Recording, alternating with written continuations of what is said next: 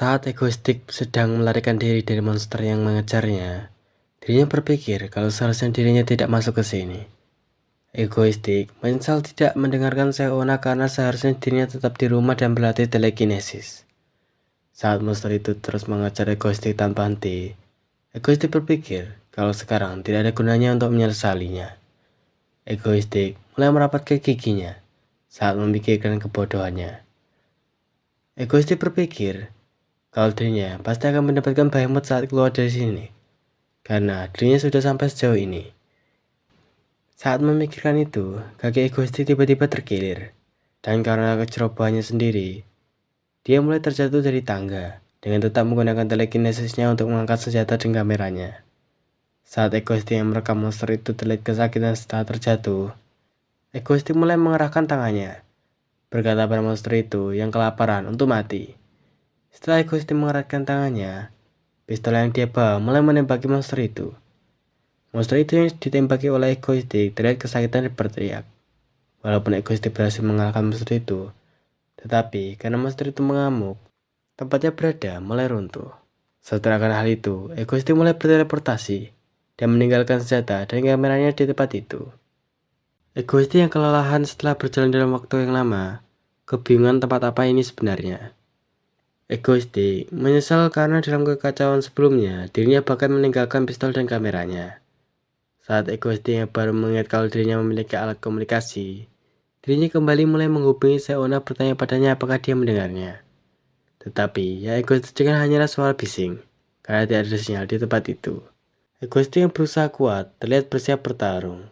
Dirinya berpikir kalau dirinya benar-benar mulai takut. Walaupun egoistik masih tidak mengakui kalau dirinya takut dan berkata kalau dirinya hanya sedikit takut. Saat egoistik merasa gelisah, tiba-tiba cahaya mulai terlihat yang membuat egoistik sadar. Stardust mulai menyerangnya, tetapi berhasil dia hindari dia menunduk ke depan. Stardust yang menyerang dengan instingnya merasa kenal dengan orang yang ingin dia serang.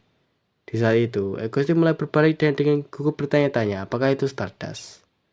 Di saat itu juga, Stardust yang menggenggam erat tangannya mulai menyebut nama egoistik.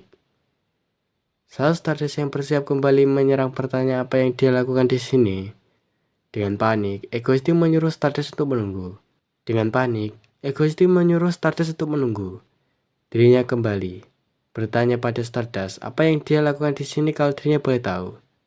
Di saat itu, egoistik shock karena dirinya tidak menyangka Stardust akan masuk ke sini juga.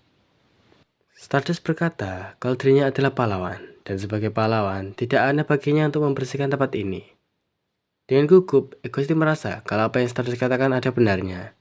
Sambil tersenyum, Stardust berkata kalau ini adalah waktu yang sempurna karena bisa memanen hasil yang tidak disangka-sangka. Saat melihatnya tersenyum, egoistik kebingungan apa yang harus dirinya lakukan. Ketika Stardust tersenyum ke arahnya, saat Stardust berkata pada egoistik kalau dia mengikuti yang baik-baik itu tidak akan menyakitkan, dengan wajah terpesona, egoistik kebingungan. Saat Stardust menyerangnya, egoistik mulai menggunakan teleportasi. Saat egoistik berkata padanya untuk menunggu, Stardust yang bahkan belum mendengarkan perkataannya dengan baik kembali menyerangnya, yang membuat egoistik terkejut. Egoistik berkata tunggu dulu, tetapi Stardust yang tersenyum tetap menyerang egoistik. Saat Stardust terus-menerus menyerangnya walaupun dirinya sudah menggunakan teleportasi membuat egoistik mulai kelelahan dan merasa sakit. Saat Stardust kembali ingin menyerangnya lagi, egoistik yang menjulurkan tangan kanannya berkata berhenti, yang membuat Stardust yang mendengarnya tersentak.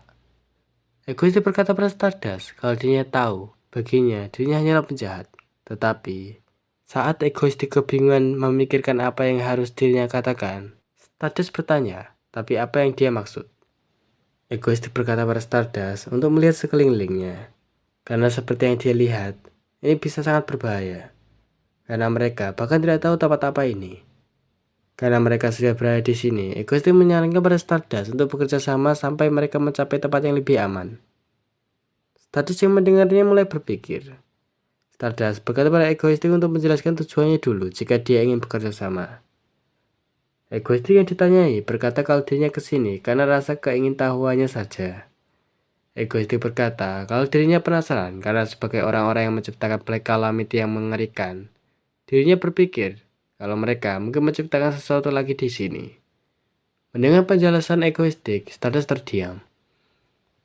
Sambil tersenyum, Stardust berkata kalau dirinya setuju untuk bekerja sama yang bahkan membuat egoistik terkejut hingga membuatnya kebingungan.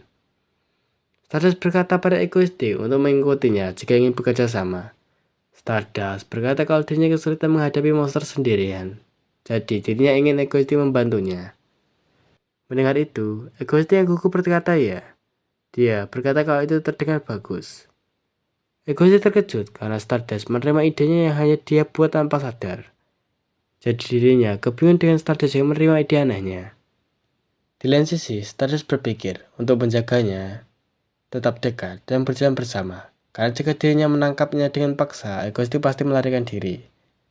Sambil menoleh ke arah egoistik yang berpikir kalau Stardust adalah sundere yang standar, Stardust berpikir kalau mungkin semua pertanyaan yang dirinya punya soal egoistik akan bisa dijawab.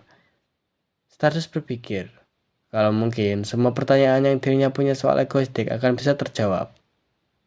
Beberapa saat setelah itu, Stardust terlihat mulai membuka laci-laci yang berada di ruang lab.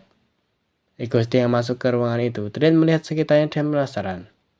Saat melihatnya, Stardust mulai memukul dinding di samping egoistik yang membuat egoistik terkejut. Dengan berteriak marah, Stardust yang memanggil egoistik penjahat bertanya apa yang dia intip. Stardust berkata pada egoistik untuk pergi karena ini rahasia negara dan jika dia tidak pergi, Stardust akan menghancurkannya dan menjadikannya debu. Mendengar itu, egoistik mengiyakan berkata kalau dirinya akan pergi. Saat Stardust yang mulai kembali melihat-lihat sesuatu yang berada di lab, egoistik berkata dengan pelan kalau Stardust sangat menakutkan. Egoistik yang melihat Stardust berpikir walaupun seperti itu, egoistik yang melihat karakter favoritnya di depan matanya dan bisa bersama dengannya. Dengan wajah puas, egoistik berkata kalau dirinya sangat menyukainya. Stardust berkata pada egoistik untuk mengikutinya. Saat ditunjukkan jalan olehnya, egoistik berpikir kalau persepsi ekstrasensorik miliknya sudah berkembang sejauh ini, hingga bisa menemukan jalan dengan mudah. Saat sampai di suatu ruangan bernama ruangan penangkapan manusia super, egoistik mulai membaca nama ruangan itu. Stardust yang mulai melihat egoistik mulai memanggilnya. Egoistik yang merasa Stardust sangat dekat bertanya apa yang dia katakan. Stardust yang membuka pintu berkata padanya untuk masuk. Mendengarnya, egoistik merasa sangat gugup. Dirinya bertanya pada Stardust apakah harus dirinya yang masuk. Saat Stardust mulai memukulnya, egoistik berkata kalau dirinya akan masuk karena dia memang harus masuk. Saat mendengarnya, Stardust menahan pukulannya.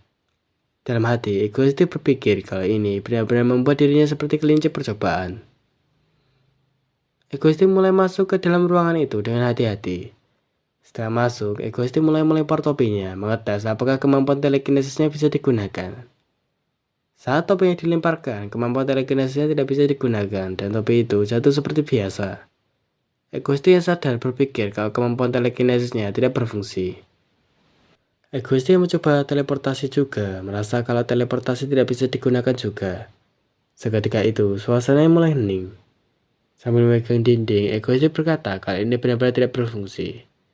Di saat itu juga, Stardust yang baru masuk bertanya apakah yang dikatakan egoistik benar adanya. Saat egoistik penasaran bagaimana tempat ini bisa bekerja, tiba-tiba dia mendengar suara keras yang membuat egoistik kebingungan. Saat berbalik, egoistik terkejut melihat Stardust yang menghancurkan dinding ruangan itu. Stardust terlihat terdiam dan tidak berkata apapun. Sambil mulai melepaskan tangannya, Stardust berkata kalau dirinya hanya mengecek apakah ini benar-benar menekan kekuatannya. Dan ternyata ruangan ini benar-benar bisa menekan kekuatannya. Egoistik yang mendengarnya berkata kalau dirinya tidak akan bohong tentang hal itu, walaupun dirinya seorang penjahat. Di saat itu, emosi egoistik berubah-ubah. Egoistik berpikir kalau Stardust yang menghancurkannya dengan kekuatan fisik sangat mengejutkan tetapi menurutnya agak keren. Setelahnya, egoistik berpikir kalau itu bisa runtuh dan membuat mereka tertimbun. Tetapi, tetap saja dirinya suka itu. Di sisi lain, dirinya juga menyukai perkembangan kekuatan Stardust yang mencengangkan.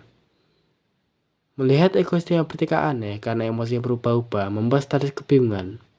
Saat egoistik sedang memikirkan hal itu, tiba-tiba suara alarm darurat terdengar. Suara pintu tertutup terdengar sangat jelas yang membuat egoistik yang panik berteriak jangan. Saat pintu sudah sepenuhnya tertutup, mereka berdua hanya bisa kebingungan dan terdiam. Saat Stardust melirik egoistik yang juga melirik ke arah Stardust berpikir kalau mereka telah terjebak di ruangan tertutup tanpa kekuatan super.